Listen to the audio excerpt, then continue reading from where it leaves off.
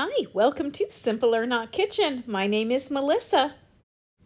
And if you have a sweet tooth, you might be looking at this stack of cookies and thinking, gee, how can we make them better? Well, how about if we wrap them in bacon?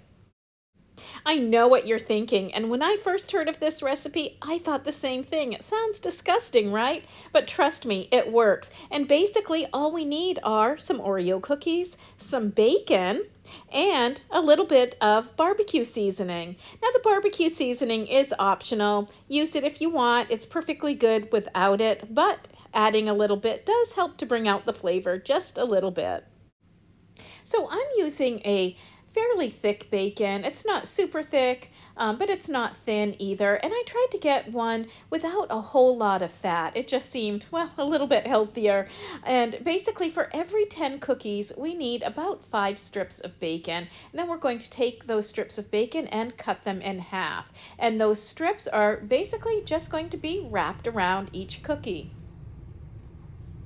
It's really super simple. So we're just going to take that bacon, there it goes, right around the cookie. And to hold it in place, I'm using a toothpick. Now, this is optional. You don't have to use the toothpick. I just thought that the toothpick would help the bacon stay in place a little bit better as it bakes. And once they're wrapped, we're going to place each cookie on a parchment-lined baking sheet.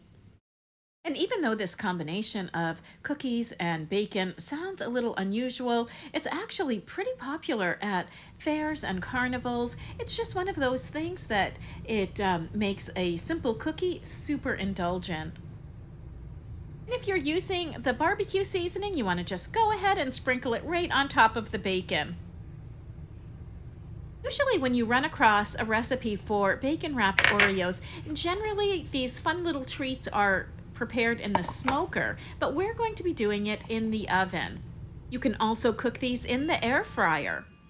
Basically, we are going to bake these at 400 degrees for about 15 to 20 minutes.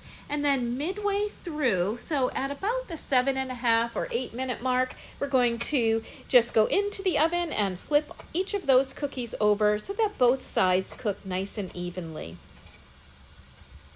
And then when they come out of the oven, here they are. That bacon has cooked and the interior of the cookie is soft and a little bit gooey.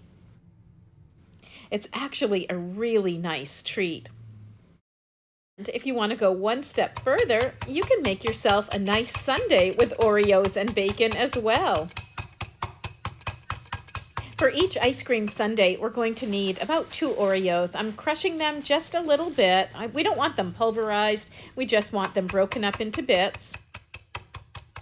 And for each sundae, we're going to need just a little bit of chopped diced bacon. And then to make our sundae, I have a little bit of vanilla ice cream. I'm adding a little bit of my homemade chocolate syrup to it. Then we're going to top that with our crushed Oreos and our little bacon bits. Yum. I know you're thinking this looks disgusting. Trust me, this works. This makes a really good sundae. And I'm just putting one of those chocolate-filled cone tips on top too because I just love those things.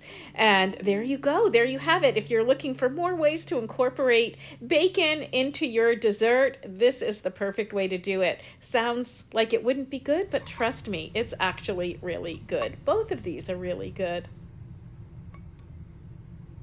And if you're looking for ways to maybe make this a little bit healthier, you could try turkey bacon. That might help a little bit. But I think in this dish, I think the bacon, the fattiness of the bacon is kind of what makes it work.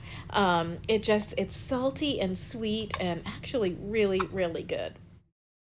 If you give this recipe a try, let me know how it turned out. I'd really like to know if you liked it or how you changed it up. And thank you so much for watching Simple or Not Kitchen. You'll find more recipes, articles, and video at PennellCentral.com.